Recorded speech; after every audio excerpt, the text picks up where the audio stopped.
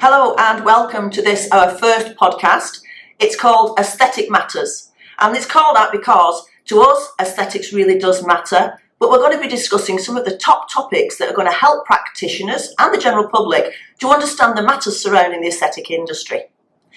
I'm from a company called Apology, and I've been in the aesthetic industry for well over a decade now, and in private practice for nearly 40 years. I'm really honoured today for our first podcast to welcome Jane with us, and Jane is a real authority on insurance. She works with Finch and she's been insuring aesthetics for many years, and we've become not only colleagues but friends over the years. So welcome, Jane. Thank you for joining us. Tell us why it's important that you joined us for this, our first podcast. So we've been arranging insurance policies for aesthetic practitioners for about 6 years now, and we can see day in, day out that people really do not understand what the insurance policy they're buying is.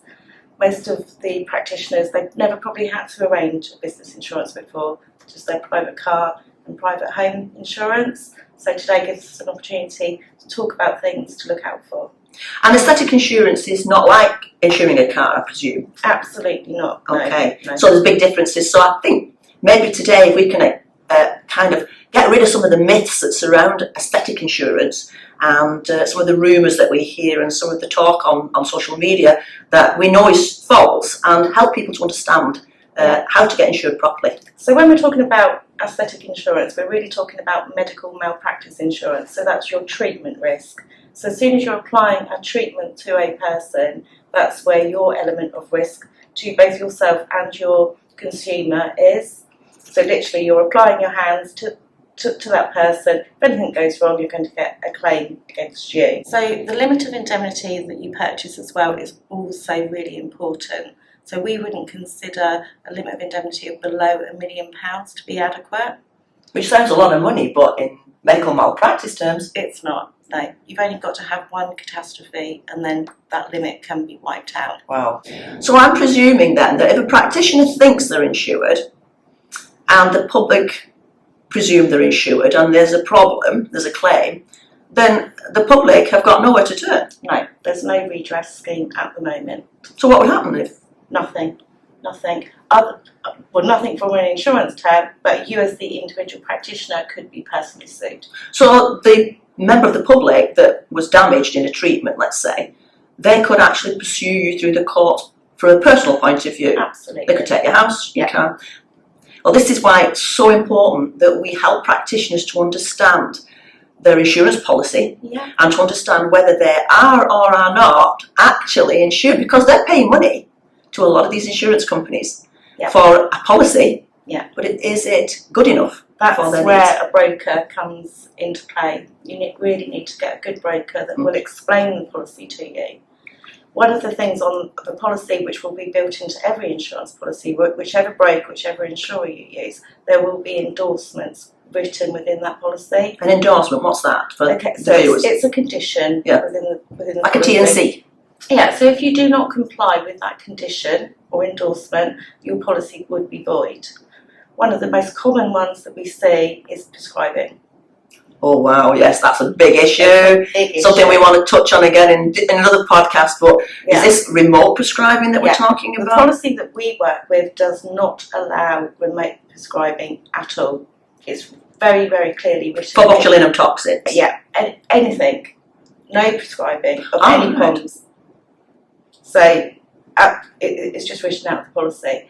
And we see a lot of practitioners that come to us that do not realise that. And obviously they're getting their prescriptions on various modes.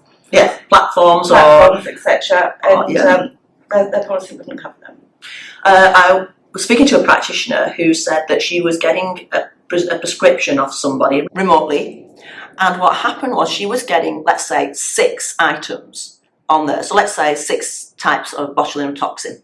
6 vials, and then she was using 1 vial on the patient that prescription was made out for, and the other 5 on various other patients or clients. Now, I tried to explain to her that if something went wrong, and botulinum is a toxin, if something went wrong, your insurance company would not cover you. You know, that your claim would be voided. You know, and she didn't want to hear that because she didn't want to pay separately for prescriptions. But you've got to ask yourself, if a prescription costs 30 quid, is it really worth saving 30 quid but doing something illegal and doing something that you may not be insured? Again, that would be written into the policy that prescriptions cannot be shared.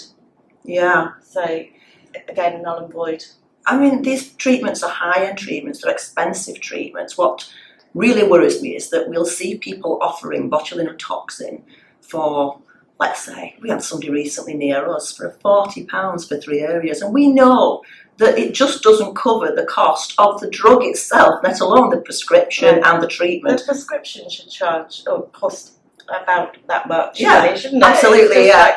Otherwise, it's not worth the prescribers. But I think people don't realise the size of the risk, that magnitude. If somebody was to take you to court, it's a horrible feeling, isn't it, to have litigation against you. Then your insurance company points out, well, this is a remote prescription, you're not going to be covered. And suddenly that person finds himself in front of a judge being sued for thousands and thousands of pounds and could lose not only their livelihood, but their home. But you've got to remember as well, it's not just the amount that's paid to the consumer, it's all the legal costs. Of course. And the legal costs start straight away. So if there was a complaint that led to a claim, the policyholder would have to agree to pay the excess right at the start. And do different policies have different excesses? Yes, they do. Okay. And even different treatments will have different excesses. Okay, so it's really important that you work with an insurance provider that can guide you through the process and give you advice about which excess to have with which treatment. But we as Finch do not quote online. We have a submission form, and then once we get that submission form, we are very, very clear and precise as to what you are actually purchasing. So for a practitioner entering into the industry, and they see a cheap policy, everybody tends to be guided by price. It's the same with car insurance, and again, we can't blame them for thinking it's the same, let's shop around. Yeah. And then they get a cheap policy and they do a tick box exercise. That's what you're talking about, an online form. I've actually done it, not with Finch, of course, but we were curious as to how much we could push this. And I eventually one day, myself and my colleague Charlotte said, this is bizarre. This is not an insurance policy. And we were looking at another company, I won't name names, and we actually insured my dog. And just to prove how bizarre it was and how silly it was. So if somebody was to do that tick box exercise, not fill a proper submission in, a form in, and not be vetted, chances are the small print's going to negate any chance of that. So that event, that would be a non-advised insurance sale, whereas we're an advised sale. So we are taking the time to advise people. And that's the important part. That's the important part. Right. For us as a broker, that's the important part.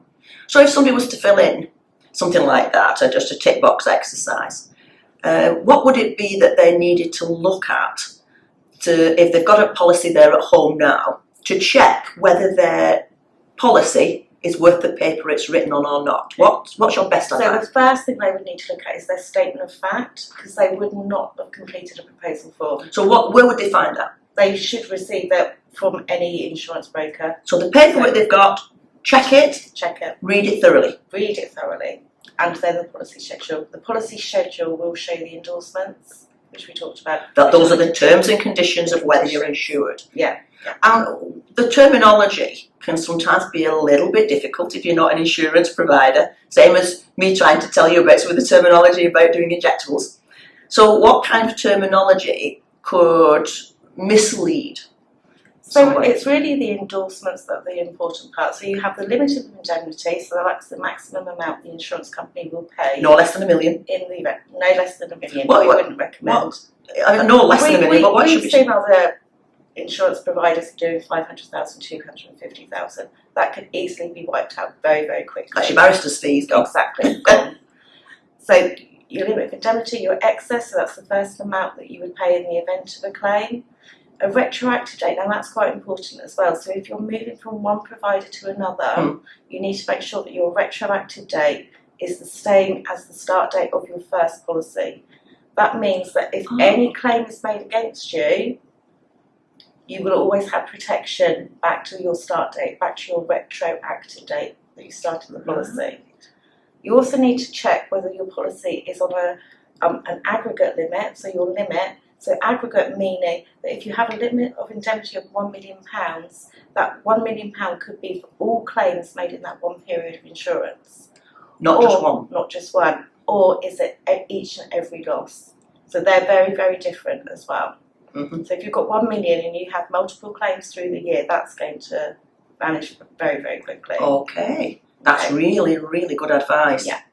Statement of fact, always refer to a statement of fact because that will be what the insurance company will refer back to in the event of a claim. And this is a legal document. This is an absolute legal document and it will always be referred back to. Mm. So if you had a complaint that could lead to a claim, that is the point that you need to let your insurance broker know. As soon as the complaint is made.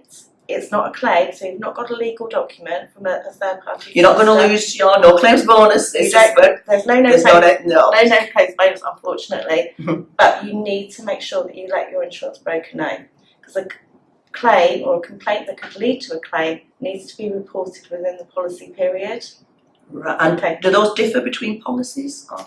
Generally, no. That will be across the board. Yeah. But you need to let your insurance broker know as soon as that complaint comes in. So it could be somebody saying, I'm not happy with my lips, I want a refund. Let your insurance broker know at that point.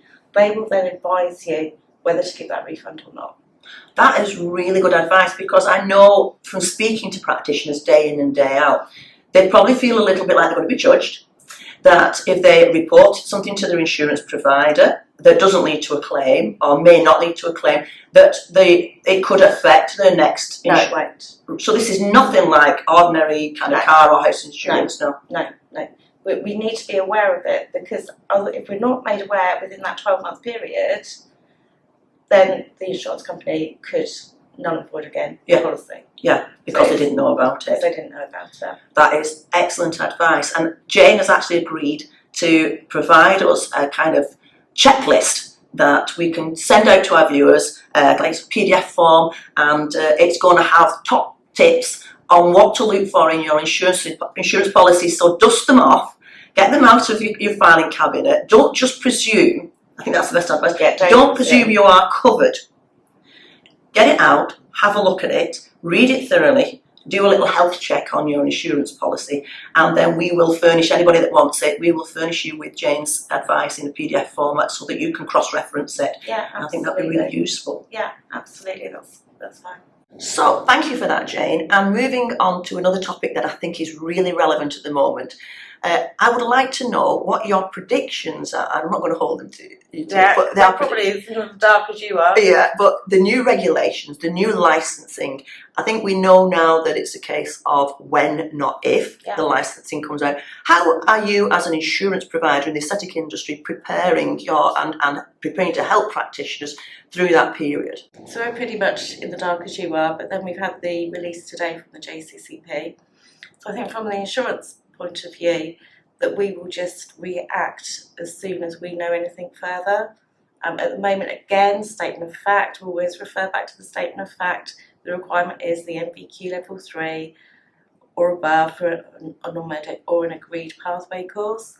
Obviously, that statement of fact will change once the qualifications change, but at the moment, we don't know. So you sound like you're like us. You've got your finger on the pulse of current affairs, so you know that today we have to. This is really current. Today, the JCCP again announced that we're going to hear something this year, that the changes are coming, and I think there's going to be a massive tsunami in the industry. Things are going to change massively. We qualify level 5 and 7 in our academy, and we know the changes and the massive difference in training provision for aestheticians. So we are well aware that this massive change is coming and that the old weekend courses, no experience required, pathway to aesthetics, is going to be a thing of the past, and we welcome it with open arms. We welcome it too. Yeah. We've always been of the approach that we will decline. We don't accept all these access courses. We just don't agree with them. They're not safe. So we welcome the legislation that will eventually come in. I always say to people, would you take a child to have a procedure by a dentist that's done a 5-day course or a weekend pathway into dentistry, and you just wouldn't do it? No, you wouldn't. You wouldn't want your child being taught by a teacher that's done a weekend course. No, absolutely. So it's bizarre that aesthetics has got to this point. Over the last decade, it's just kind of snowballed. Yeah. And I think cheap and inadequate insurance policies have helped that snowball effect. Absolutely. And that's why I'm really pleased to have you here, because I know that you're a responsible insurance provider. And yes, your policies may actually cost that little bit more, but that's because there's so much more work goes into them. And you are a support to people like you. Yeah. That's what we try to do. We try to support, we try to talk people through, we'll guide them, we'll answer the questions, and we can become inundated, especially when there's changes. I expect the inbox today is inundated again with the JCCP announcement, but that's what we're there for. That we're not call centre, we're there to guide. Perfect. So when the level 5 and 7 do become compulsory, which is what we're expecting, in order to get a licence, the premises are going to need a licence by the sounds of it, and these are just our predictions. Then I'm presuming, again, that your insurance is going to require those levels of education. Yes, they will. If there's any changes in legislation, obviously the policy will have to change in line with that. So these policies that are the tick box ones, these call centres that don't know what you're talking about when you speak to them about aesthetics, these kind of companies are going to either pull the socks up and become supporters like you, like Finch, or they're going to have to get out the game. Yes, they really need to know what they're talking about. Yeah, I've spoke to people on other people's behalf so many times, and they haven't a clue what I'm talking about when I talk about mesotherapy serums or dermal fillers. They don't know the difference. And then I ring you up and you're like, you're at the conferences, you do your homework, you stay in touch with everything, and it's just so refreshing. I think you're probably one of the very few that I can say that about in a very swamped industry. Yeah. So another thing in the industry that's been quite relevant at the moment, quite current, is the announcement by one insurance provider that they're not going to insure products anymore with PPC in. Okay. Now, it's used in a lot of the fat or cellulite dissolving products on the market, and I wanted a little bit of clarification from you, because there are different underwriters that underpin these policies, aren't there? Absolutely. And I know that I spoke to you straight away when I heard this. What is your take at the moment on PPC use, and to stop people from panicking? That's why I want to discuss it today. So I took that on board, and I took that to the underwriter that we work with, and their stance currently is that they want to do a bit more investigation on injections that include the PPC. So at the moment there's no change, we can continue as we are. And on the subject of cellulite dissolving or fat dissolving injections, I have a theory, and I've had many an argument on social media with people that are taught to inject these products deeper than 4 millimetres. In my opinion, they are mesotherapy. They should be on the cosmetic portal. They're not for injection, i.e. not deeper than 4 millimetres. They are for superficial cellulite dissolving. However, I've seen pictures, and I've been privy to some conversations and some images where there's necrosis of the skin, where practitioners falsely think that if I put it deep and I put more than I should in, that somebody that's overweight is going to become thin. And that's not what these products are designed for. Yeah. So from a training point of view, I'm always supporting people and saying, you've got to do it superficially. This is not a fat loss injection. This is cellulite dissolving. Do you think, putting you on the spot now, do you think that there's been a kind of influx of claims, but because the practitioners not deliberately done it wrong, but has been taught to do it wrongly? I'm going to touch wood.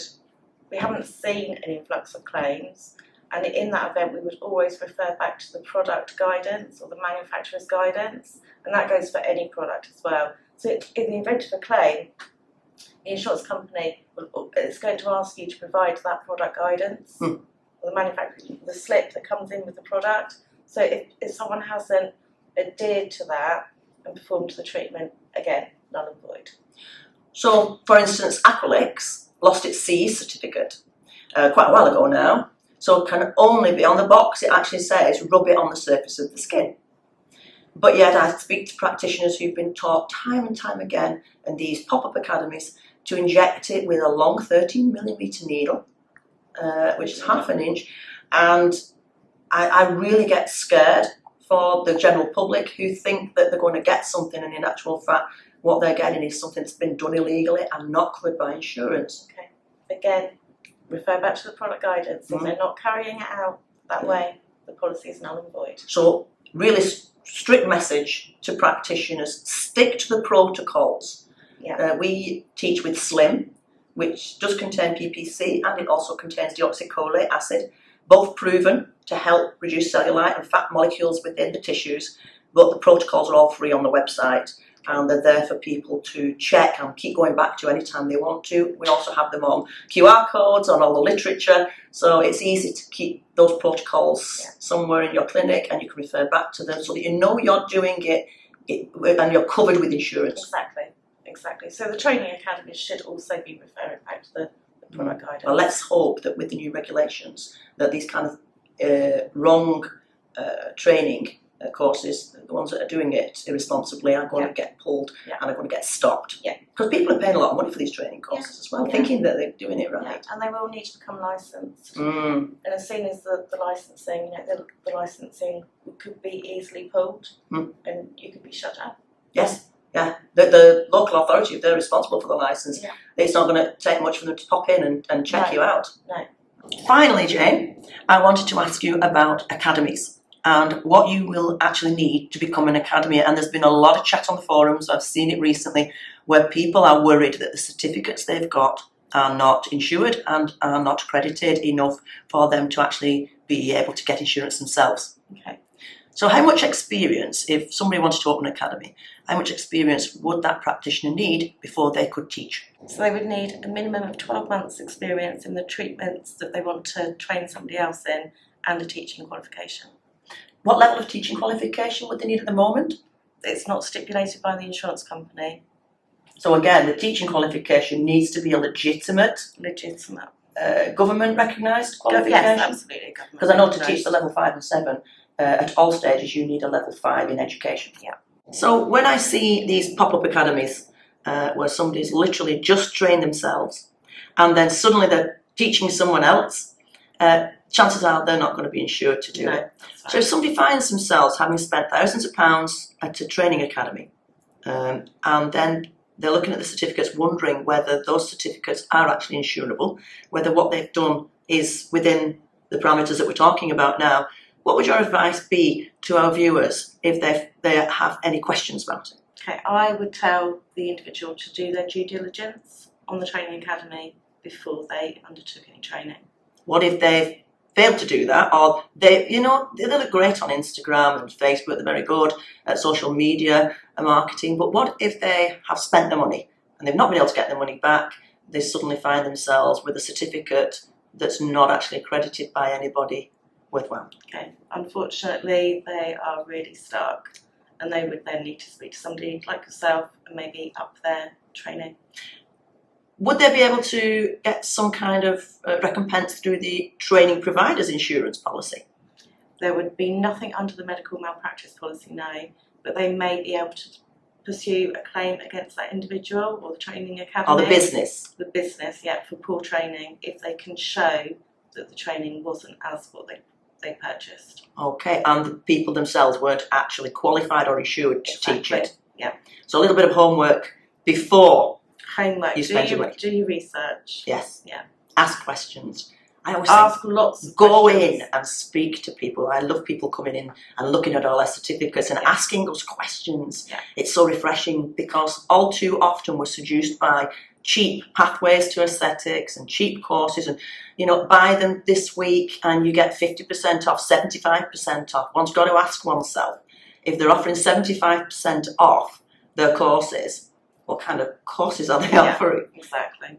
Or buy one get 10 free. Yeah, that kind of thing. Exactly. So do your research. Cheap is not always the best. Cheap is not always the best. Not in aesthetics, that's for sure. No.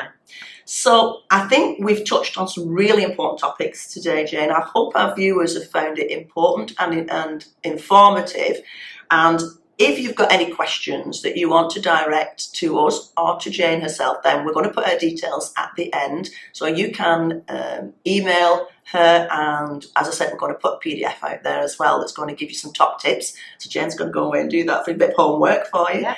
And I'd like to take this time just to say thank you so much for Jane's time, and I hope it's given you some food for thought. If you've got any questions for us about training, about any of the topics that we've discussed, then by all means get in touch with us as well as Lipology Academy Limited, and we will try and field those questions. If we can't answer them, we'll certainly field them to the experts for you.